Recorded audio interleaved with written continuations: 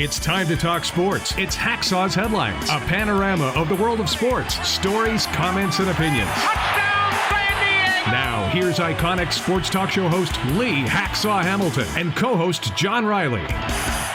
Who wants to talk sports? We do. From the Dixieline Lumber and Home Center studios in San Diego, while I'm on the road, we welcome you to our Thursday podcast, kicking off a great sports weekend. Brought to you by Dixieline Lumber and Home Centers, 9 stores in San Diego to serve you, as well as North County Eye Center of Poway and Escondido. We will all need help with our eyes somewhere down road when that time comes. Think North County Eye Center, Poway, Escondido. This is Lee Hacksaw Hamilton. I'm on the road in Virginia, zooming back to left field where John Riley is anchoring our Thursday broadcast. Our broadcast brought to you, of course, by Dixieline Lumber and North County Eye Center. John, an absolute ton of stories to talk about. We have a 30-minute window today. We won't be able to do Fans Forum today. We will be back in studio on Monday, and we'll revert back to our regular format. We do invite you, though, if you like what we're doing, check my website, leehacksawhamilton.com. There's an orange box in the upper right-hand corner. Fill that out. Join our Hacksaw's Insiders group. You get all types of emails of different things that we're doing with our podcast as well as our website. John, we got a ton of topics on the table. Here's the green flag. Go. Go. Green flag. If we're going to talk about green, we got to talk about the Masters. It's April. Lee, what are you hearing out there in Augusta, Georgia? John, the Masters is the big story in sports. Rain delay to start on Thursday morning, finally underway. But the big storyline at Augusta, John, has to do with the civil war between LIV, PGA. Most of the star big names are playing under the banner of LIV taking all the Saudi money. There's hardly any recognizable names now from the PGA Tour that are part of the Masters golf tournament that you say, wow, they could win. I guess the storyline would be, is Scotty Scheffler going to continue his dominance on the PGA Tour? Jon Rahm, who took the money and went to Saudi Arabia, is he going to be a big-time player going forward in the Masters? He, of course, now is earning all that money at LIV. The other big storyline is the merger talks are still going on, but, John, they seem to be stalled, and this is a big issue. Nobody's watching the LIV on TV here in the States. They're playing in all these different countries and a few tournaments on the Trump courses in the U.S. They're virtually being ignored despite having all the stars, and the TV ratings for the PGA have plunged. Besides outside of Scotty Scheffler and Xander Schauffele, there's not a lot of recognizable names on the PGA Tour, so therefore people aren't paying as close attention as they used to. And they're still arguing about things like the world golf rankings. LIV players are not ranked because World Golf does not recognize their team format. The team format versus medal play has continued to be an arguing point in the merger talks. You add into the equation that there's a certain segment of the guys on the PGA Tour want penalties sanctioned against Dustin Johnson and Phil Mickelson and Koepka and Rahm for violating their tour card and taking the big money in Saudi Arabia. They don't want those guys back unless they pay a penalty fee to get back in. This is so complicated. And it's also fueled by the argument that LIV wants to continue team play. The PGA people says nobody pays any attention to team play. They want to see medal play. This is so complicated. So that's the atmosphere, in addition to the rain at Augusta, that we're dealing with. There's so many differences and obviously still a significant amount of ill will. Rory McIlroy has changed his opinion. He wants everybody together, but there are guys on the PGA Tour. Scotty Scheffler one says, no, we're not going to let them back in as if they did nothing to our tour because they've really damaged the PGA. So this is where the Masters is teed off, and it's like a dog with cans tied to its tail running down the street making all the noise. All these topics are tied to the golf bags of the guys that are playing at the Masters this week. And there seems to be no solution. It's already April. They've gone by 2 deadlines. They thought they'd have the merger talks done. This is not good for golf. This will be a great weekend for golf because all the names are there playing, but this is not good for golf. John? Well, it's funny that Scotty Scheffler is upset. You know, of course he doesn't want to see all those big names rolling in and competing with him. He's got him and Xander and a bunch of minor leaguers, and he likes that. This is such a blown opportunity because there have been so many different eras of golden ages in golf. You know, even just going back to the Tiger and Phil, but we can go back to Jack Nicklaus and all the superstars throughout the years. And even when it wasn't super duper stars, it was still a great tournament, a great tour. What the hell is going on? These guys are killing their own golden goose. All the Saudi money, the blood money. That's the big difference in the equation, because they have all the stars and nobody is paying attention to them. They're off the radar of the golf fans here in America, and what's left behind are a couple of real established guys who stayed loyal to this tour and an awful lot of young bucks that are trying to make a name but don't have much identity. That's where it is as they tee off at the Masters at Augusta.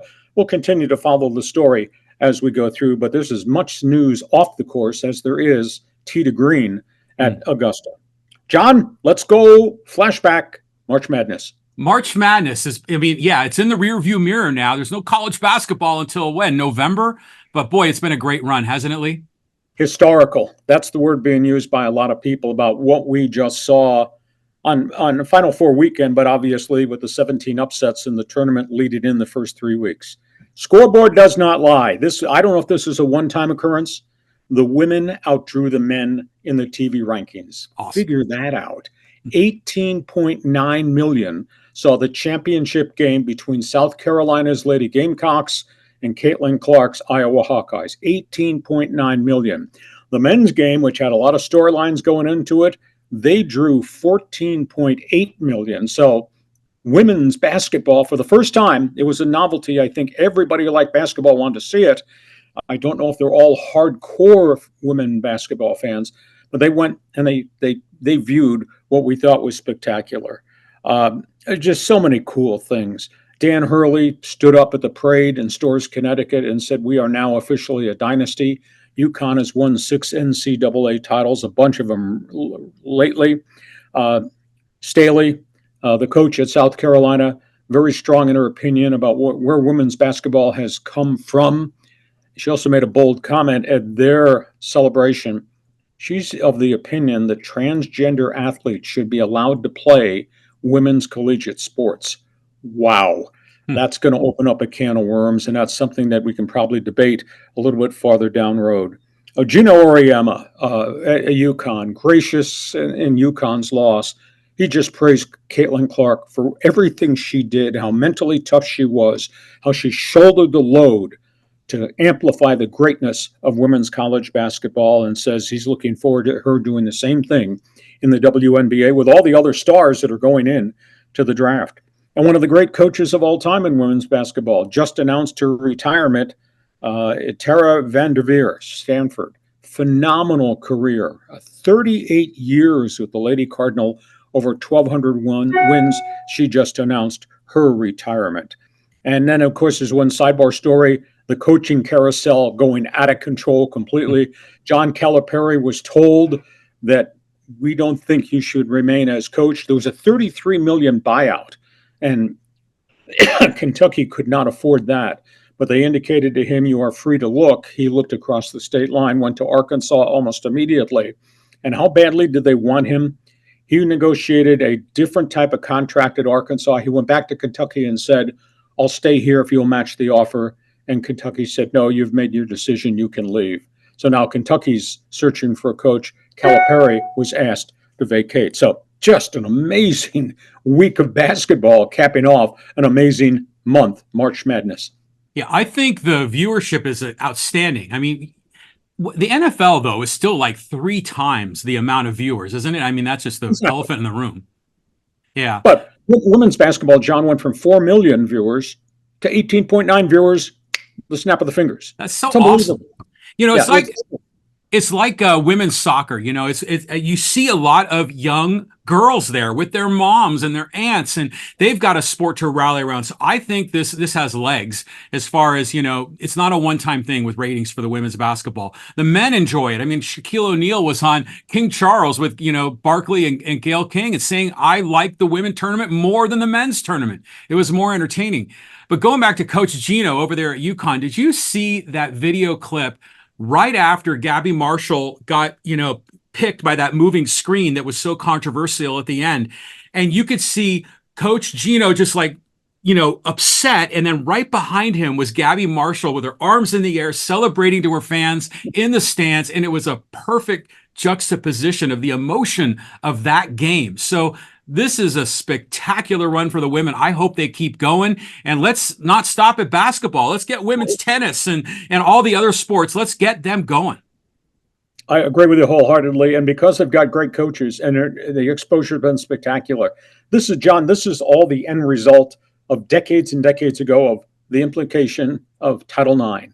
Title IX arrived. We saw it with what women's basketball has become. It was just fabulous going forward. Now, all those stars are going to the WNBA draft in a couple of weeks, and they'll move to the pro level, and maybe that'll have an impact in terms of attendance, lots of places in the WNBA. We get to halftime. Our podcast is brought to you by DIXIELINE Lumber and Home Center Stores, 9 locations to serve you in San Diego. John, you have projects in your house. I've done projects in my house, and DIXIELINE Lumber are the people we went to. Yeah. I mean, one of the great things that they do is decking products, for like a wood deck in your patio. But a lot of it, they have these composite decking, like from companies like TimberTech, and this composite decking actually it resists the sun and the wind, and it can last far longer than a lot of wooden decks. You see a lot of really nice homes in San Diego, and it's because of DIXIELINE Lumber and the composite decking that they offer. Projects home, projects patio, projects yard, projects business. Think these people, DIXIELINE Lumber.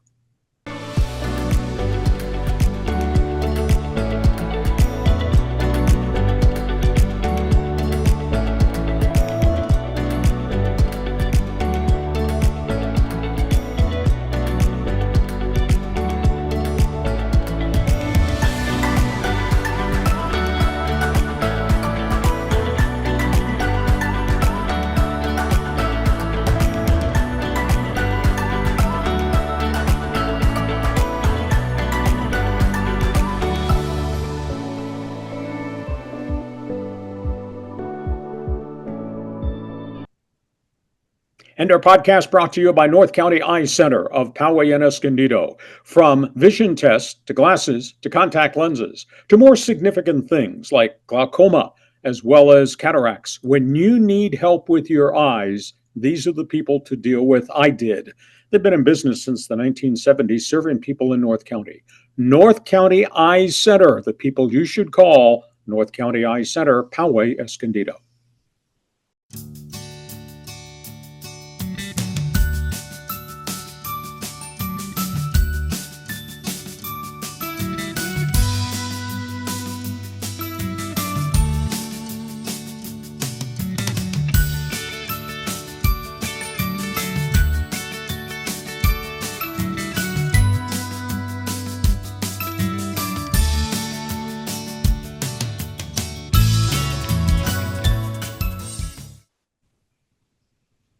We start the second half of our podcast Thursday, Hacksaw, Great Sports Weekend. We won't be able to do Fans Forum today because we're on the road, but we will be back to our regular format on Monday. John, we got late-breaking stories everywhere. Let's start with one that just broke involving the Dodgers.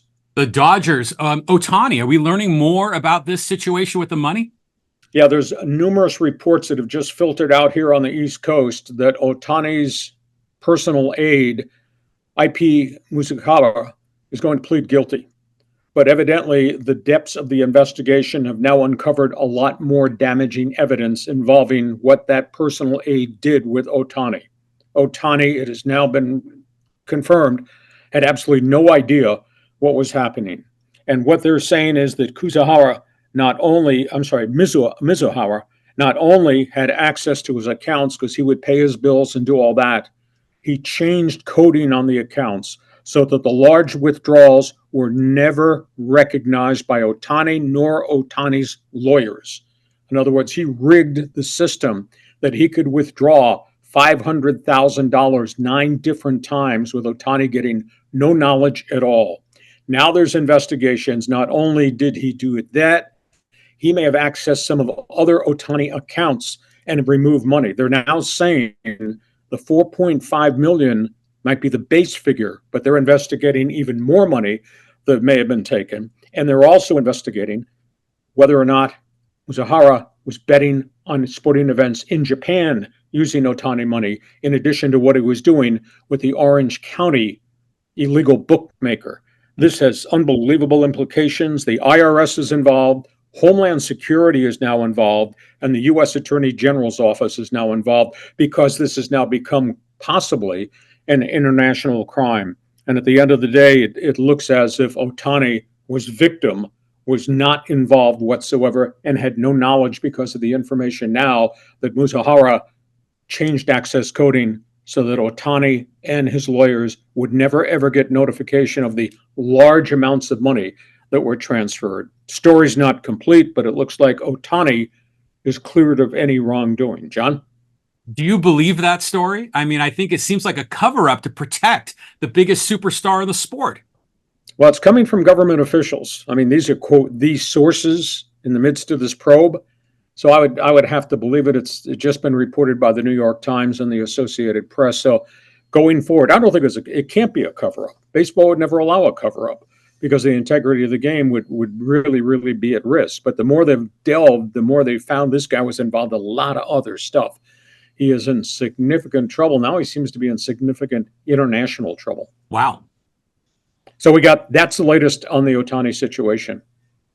And back at home, while I've been on the road in the state of Virginia in the Old Dominion, your Padres, some days good, some days bad. Yeah, exactly. And yesterday was a good day. I mean, they won 2 out of 3 against Chicago. Can they keep it going, Lee? Day off today, Friday, Saturday, Sunday, Dodger Stadium. Uh-oh. You answer that question? Here's the issue. They are hot, they are cold. Dylan Cease looked like vintage Dylan Cease in the final win over the Cubs. Dylan Cease, 6 innings, 2 runs, couple of hits, really strong. Big concern about where Darvish is. Bigger concern, Musgrove does not look like vintage Joe Musgrove at all. That's got to be a concern for the Padres right now. Darvish in his last 18 innings has given up 9 earned runs. That's a little bit more than the norm for him. Musgrove, 18 innings, 14 runs allowed, walks, bases on balls, and home runs. Joe does not look like Joe at this point. Manny Machado really slow out of the gate. He maintains there's nothing wrong with the elbow. Now, he did hit really well in spring training, hit over 300. I thought if there was going to be a setback, a flare-up, it'd show in spring training when he was DHing all the time, and it didn't. He hit over 300. He's hitting 204 with the Padres right now, so there's got to be a little bit of concern there, and evidently he's still back a ways from being able to play third base. His throwing has been very limited. They had one flare-up in the spring. They shut him down, so he's not ready to go become the Padres' third baseman. Kim, another error. Kim struggling a little bit at home plate, hitting over 200. I'm just wondering if the fact that this is his free agent season, contract comes up next year, maybe he's putting an inordinate amount of pressure on himself, and maybe that's kind of impacted his game a little bit. So, the Padres have got some issues. They're still hot, they're still cold. Now they're moving into the teeth of the schedule because you're not playing the Giants anymore. You're going to wind up playing, starting the Dodgers, and then they got Atlanta, et cetera. So the schedule gets a little bit more grittier as we go forward. And John Riley says, I'm not worried about Manny because he's still hitting the ball hard, and don't you love seeing all these other guys at the bottom of the order being super productive? Campusano, Profar. Oh my God. Profar is like hitting like Juan Soto right now. Unbelievable. But going back to Ha-seong Kim, what do you think is going on in Xander Bogaerts' mind? Saying, hey, man, I was the shortstop, and now this guy's making all the errors. Well, he's a good team guy. I don't think he's going to bark about it. But I could foresee if this thing continues with Kim at shortstop, maybe they just flip-flop him back and put Kim back at second base, put Bogaerts back at short. Although the general consensus is Kim is a Gold Glove shortstop, but he's not playing that way this year. I was just thinking off the top of my head is maybe he's just pressing way too much because this is the final year of his contract and there could be a good payday out there for him. If not in San Diego, then we're somewhere else. And I mean, he doesn't look like the same player in terms of rhythm, flow, ease, making all the plays. Just to look at least the first 3 weeks of the season. Long baseball season, maybe he'll settle down. Well, let's just hypothetically say that Machado has some setbacks. He can't play in the field at all this year. Do you see a situation where Kim can move to third base, Xander to short, maybe put Cronenworth at second, and then have a different guy play first? Well, you got Tyler Wade, who can be a utility guy. Maybe he's going to be the third baseman if Manny just has to continue to be the DH. That's too many moving parts. You can't make that many changes. That would impact too many things.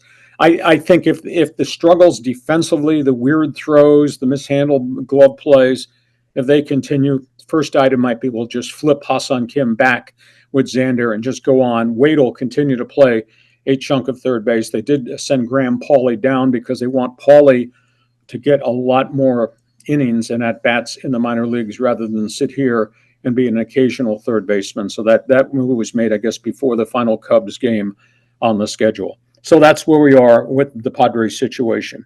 Baseball's got a real crisis on its hands, John. Just give us the thumbnail headline there. Oh, yeah. I mean, the pandemic, pitching injuries. I mean, it's really bad. Did you see the interview with Justin Verlander? Yes. The history is there have been more pitching breakdowns in the first month of this season in spring training than in any year prior. There are now 10 major league pitchers within a month have had to have elbow surgery. There are 22 total minor league pitchers, major league pitchers who were in camps had to have surgeries. Major League Baseball is trying to put together a comprehensive medical study. They want the Players Association to join them and sign off on it to get the data why this is happening.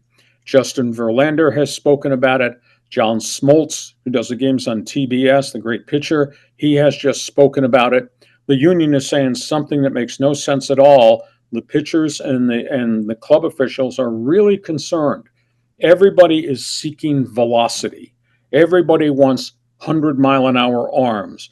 And because of the velocity and the enormous pressure they're putting on shoulders and ligaments, and because of the adaptation of the sweeper, which is a really hard slider curve, the wear and tear factor on the ligaments in the elbow, these ligaments are exploding.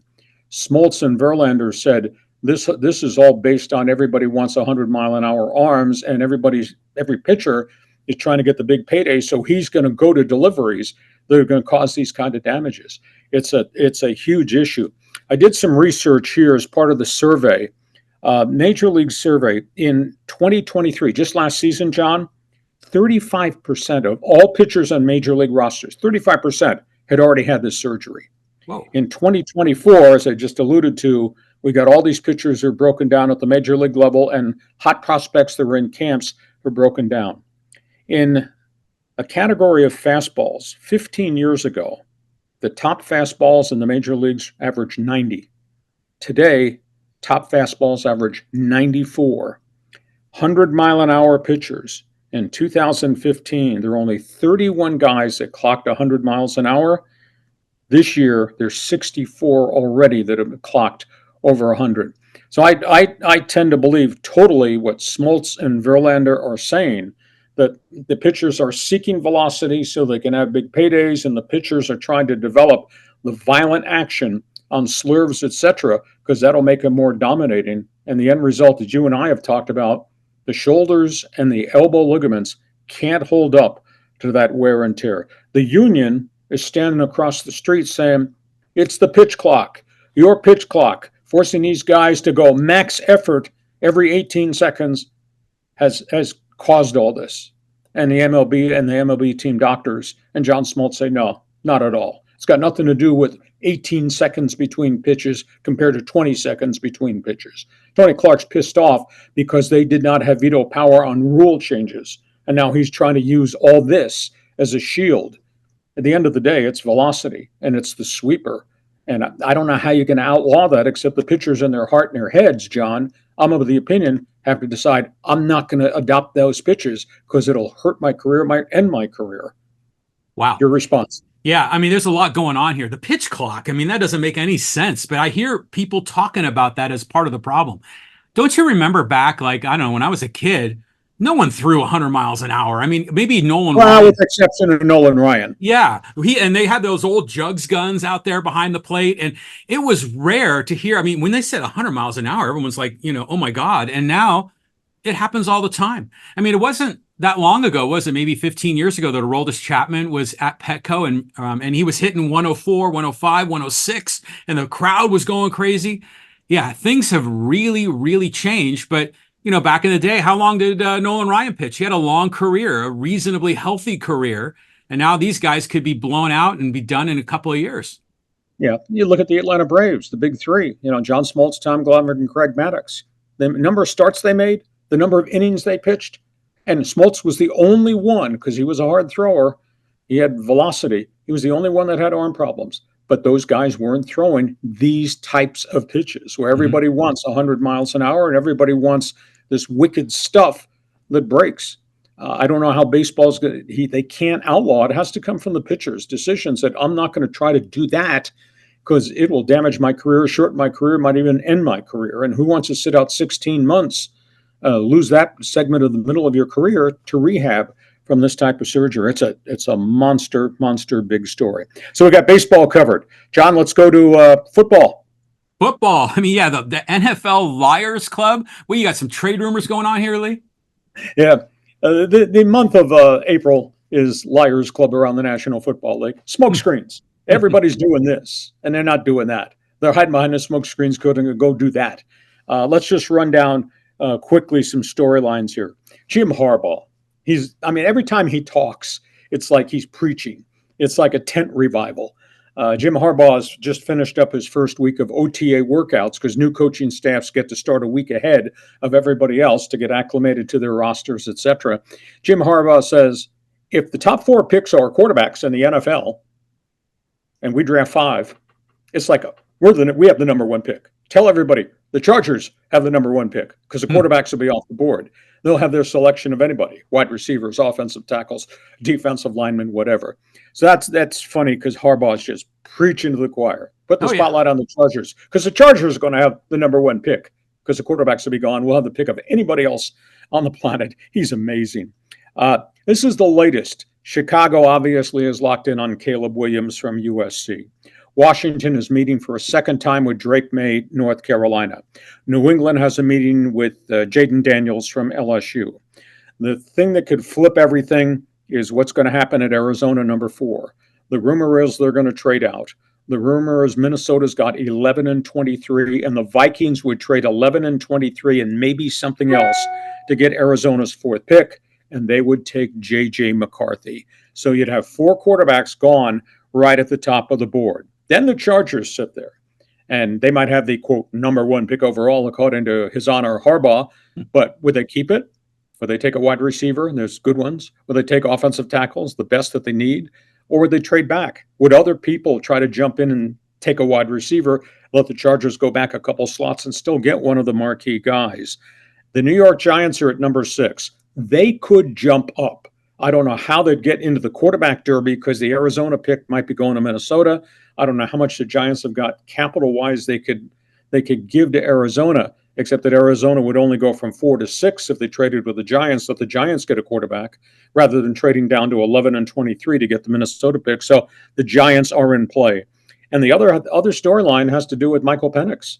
He's hot. He's had good workouts. So you got Minnesota 11 if they don't trade, Denver 12, Raiders 13. Raiders don't have the assets to jump way up. So suddenly Michael Penix becomes the middle of a tug of war with maybe Minnesota, definitely Denver, and the Raiders. Fascinating. And I've had to sift through all this smoke and haze because the Liars Club is at full efficiency right now. Everybody's dropping hints and everybody's lying to the media. Yeah, this is a great time of the year, right? Very entertaining. But, Harbaugh's line, his pitch, that's a good line. That's a good PR line because they will have the pick of whatever they want because they obviously don't need a quarterback. So that makes a lot of sense to me. When's the draft coming, Lee? The end of April. I think it's April 27th, 28th, 29th, 3 days. Yeah, so it's like 2.5 weeks or something like that? So we'll be zeroing in when we get back in studio on Monday. We'll be zeroing in.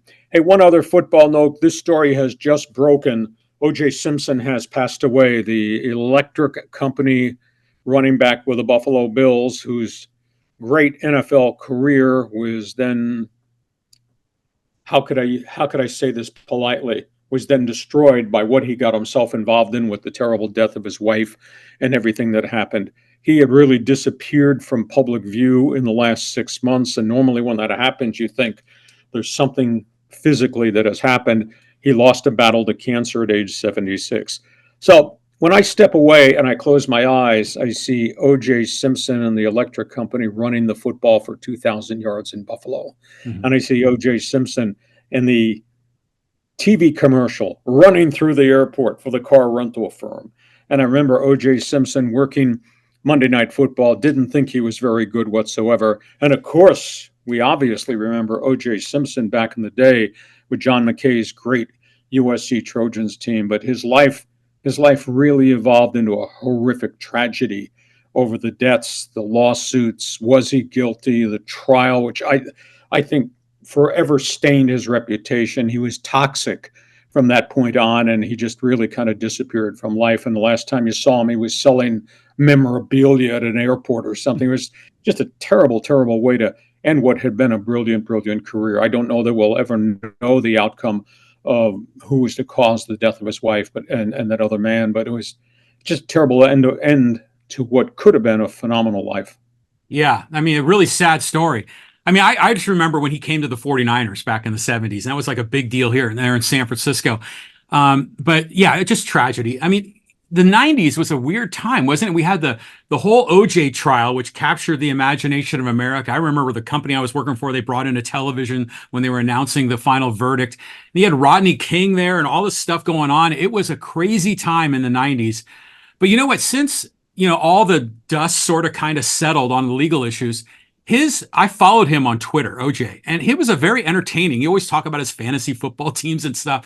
But wow, what an end to a crazy career, a crazy life. Yeah. The big phrase, what was it the lawyer said? If the glove doesn't fit, you must have quit. Yeah. Judge Ito and all the other people, and that trial went on and on and on, because that might be superseded by the trials we might see on TV with the former president shortly. But to me, it's sad. I mean, that was greatness as a football player. That was greatness as a personality, and his life just totally unraveled at the end. OJ Simpson has passed away, a fight with cancer over a short period of time. At the age of 76, he had been living almost in exile, had been living in Las Vegas.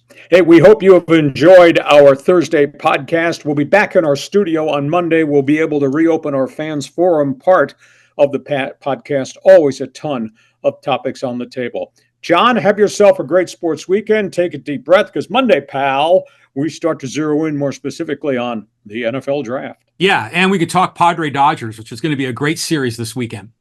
Have yourself a great sports weekend. Our podcast brought to you by DIXIELINE Lumber and Home Center Stores, 9 locations to serve you across San Diego County, and by North County Eye Center of Poway and Escondido. When you need help with your eyes, I recommend North County Eye Center. John, have a great sports weekend. We'll catch up to you when we get back in town on Monday. Okay, safe travels, Lee. And have a great sports weekend. Thanks for joining us on Hacksaw's Headlines. Join us again for Hacksaw's Headlines on YouTube, Facebook, and Twitter. And find the audio version on your favorite podcast apps. Touchdown, San Diego! For more content, go to LeeHacksawHamilton.com.